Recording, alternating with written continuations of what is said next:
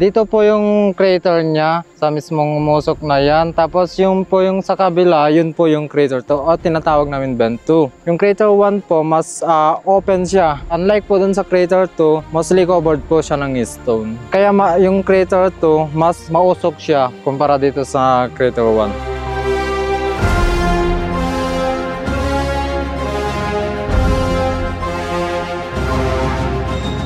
Ayan, so medyo late na tayo pero sa tingin ko kaya pa naman kasi nga ayon dun sa guide ay aabutin tayo ng halos 7 oras para akyatin at bumaba mula doon sa Mount Kagwa. So ngayon nga pala ay nandito po tayo sa bayan ng Gonzaga at kahapon ay pinuntahan natin ang ginagawang tulay dun banda sa may Kamalanyugan, Apari na area. Yun. So mula doon sa Apari, nag-travel naman tayo ng higit 1 oras papunta dito sa bahaging ito ng Cagayan kung saan ang lugar na pinupuntahan ng mga turista na umaakyat sa Mount Kagwa.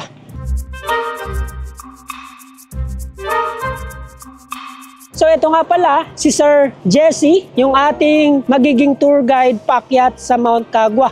Mga ilang oras po yung aabutin bago natin marating yung pinakatuktok netong bundok? 2 to 3 hours, sir. Mula dito, gaano kalayo papunta dun sa barangay na nakakasakop na doon? 7.1 Kilometers. Mula doon sa sentro ng bayan ng Gonzaga, kailangan pa daw natin mag-travel ng mahigit 7 kilometers bago marating yung barangay na pag-iiwanan natin netong sasakyan. So doon na rin tayo maghahanap ng makakasama pa natin o magsisilbing porter para may taga-bitbit tayo ng mga gamit.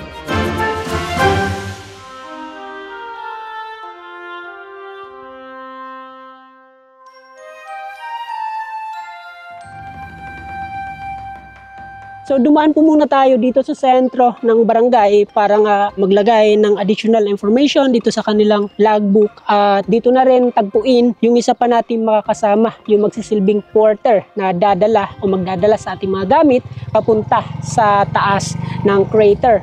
Dito, napansin po natin na madami pa yung mga kabahayan o madami yung nakatira dito sa sentro netong barangay. At yung pupuntahan natin na pinaka-jump off netong bulkan ay sakop pa rin netong Santa Clara.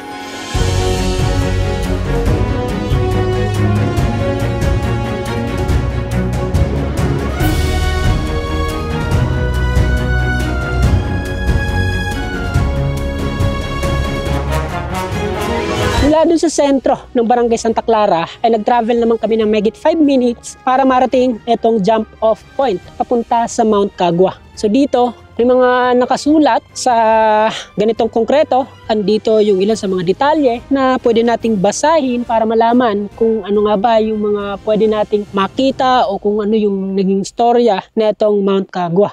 Andito na rin yung nagsisilbing parking area para sa mga may sasakyan na aakyat dito. So makikita po natin dito na hati yung kondisyon ng panahon. Dito banda, ayan, maaraw, maliwalas, mainit. Pero pagdating dito sa Mount Kagwa, parang nagbabadya yung ulan.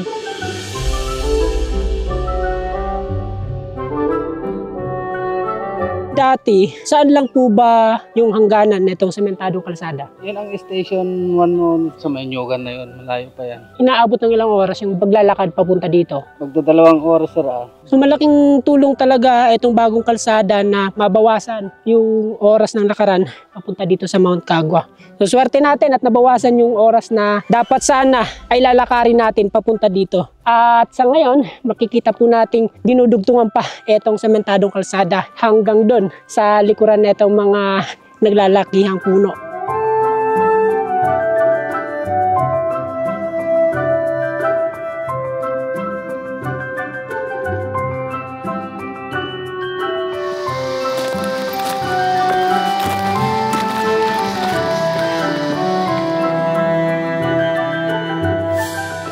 Sir, mga ilang minuto pa tayo papunta sa susunod na stasyon?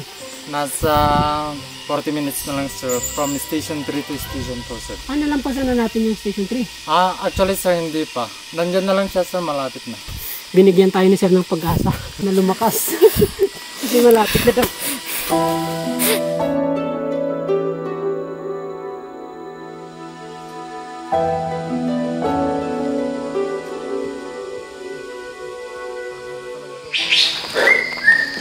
malayo pa lang kanina ay naririnig na natin etong huni ng ibon.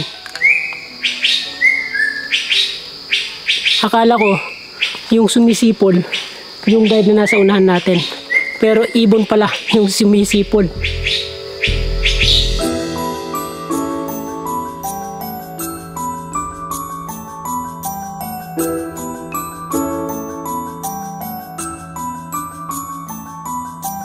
Dito lang sa gilid ng daanan, mapapansin po natin etong maliit na parang lubi-lubi. So maliban dyan, sobrang dami din ng mga halaman na ngayon ko lang nakita.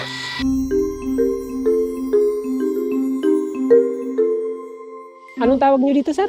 Alupa, sir. Alupa. Makati siya. Tapos pag kinamot mo, sir, hahapdi siya. Hahapdi pa lalo. Oo, sir. Pero ano yung solusyon pag halimbawa gusto mong matanggal yung hapdi? Pwede rin sir, ng mga epicacen. Pwede rin alcohol, sir. Pero tubig? Pagka tubig kasi, sir, parang mas lalo pa siyang kakapit yung parang ano niyan, sir. Yung parang balahibo. Okay.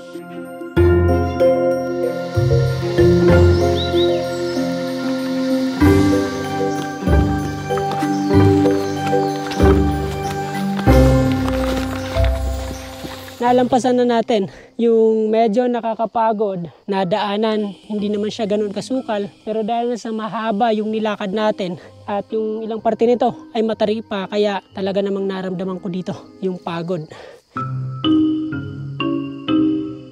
So andito na po pala tayo ngayon sa Station 3 o tinatawag nilang Bilbilit Sanctuary.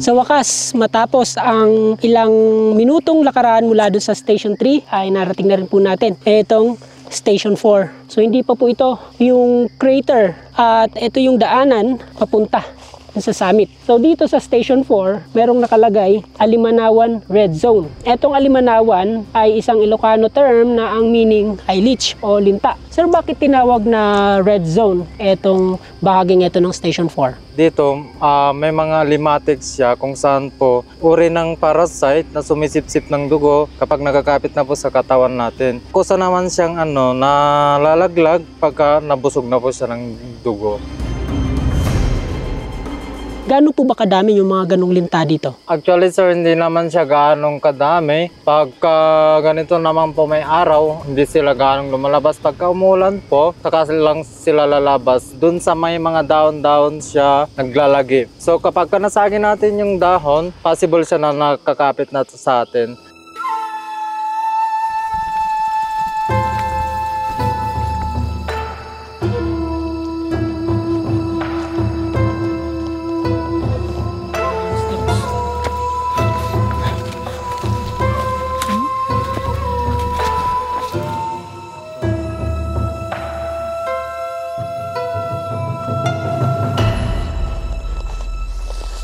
Wow! Grabe. Tingnan nyo naman yung view dito. So matapos lamang ang megit sa 2 oras na akyatan papunta dito sa tuktok nitong Mount Kagwa, narating na rin po natin etong area na to na kung saan matatanaw natin dito yung summit at etong crater, etong Mount Kagwa.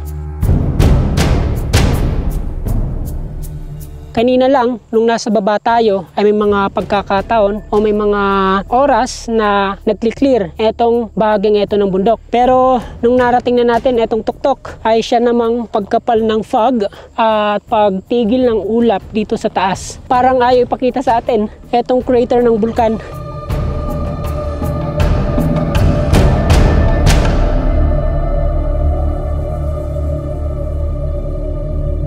Dito po yung crater niya sa mismong umusok na yan. Tapos yung po yung sa kabila, yun po yung crater to o tinatawag namin vent 2. Yung crater 1 po mas open siya. Unlike po dun sa crater 2, mostly covered po siya ng stone. Kaya yung crater 2 mas mausok siya kumpara dito sa crater 1. Hindi ko lubos akalain na mararating natin etong ganitong lugar sa ganitong pagkakataon So dati ko pang pangarap na makaakyat o makalapit sa isang crater. At buti na lang ay nagkaroon tayo ng pagkakataon ngayon na maakyat itong Mount Kagwa.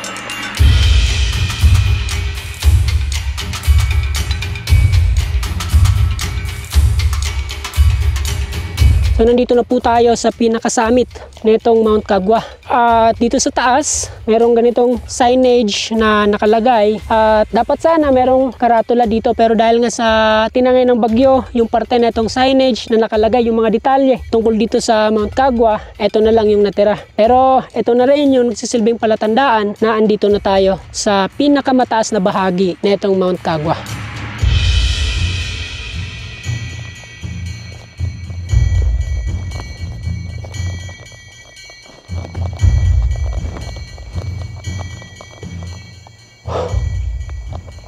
Parang nararamdaman ko na yung init dito banda. Ito po yung init na lumalabas galing dito sa crater. Mula dun sa summit ay madadaanan naman natin etong parteng to ng bulkan na kung saan may mga nakalagay na lubid dahil nga sa sobrang tarik ng madadaanan. So medyo malapit na po tayo sa crater at papunta doon ay mas challenging yung madadaan ng trail. So kailangan lang po natin ditong humawak ng mabuti para hindi po tayo madulas.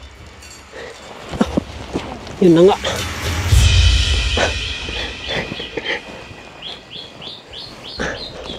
Wait, na ano yung kamay ko?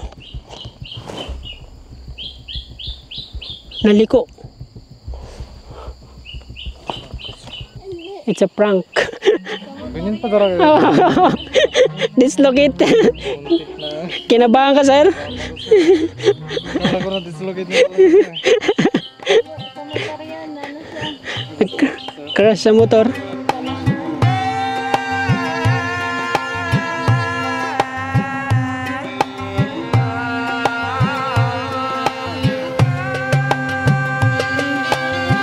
Matapos lamang ang ilang minuto mula doon sa summit netong Mount Kagwa, ay narating na rin po natin etong bunganga o etong crater ng bulkan.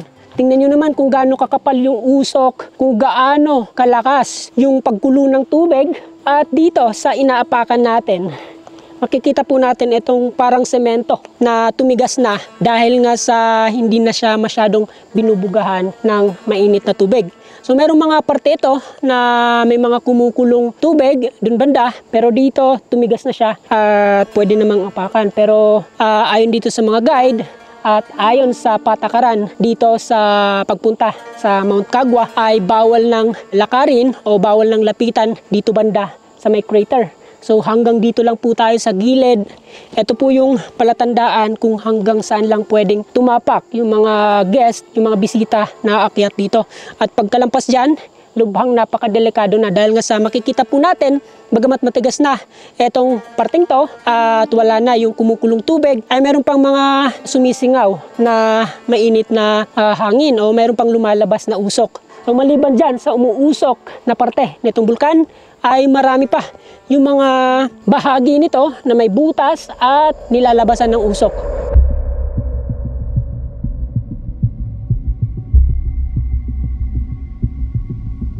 So according sa history po ng Mount Kagwa is twice na po siyang nag-erupt. Then yung last eruption niya is year 1907 pa po. So sa mga panahon ngayon, wala siyang ginagawang pag-aalboroto, ganyan. Wala pa po siyang paramdam. Like yung sabi mo sir, pag-aalboroto. Wala pa siyang nangyaring ganun.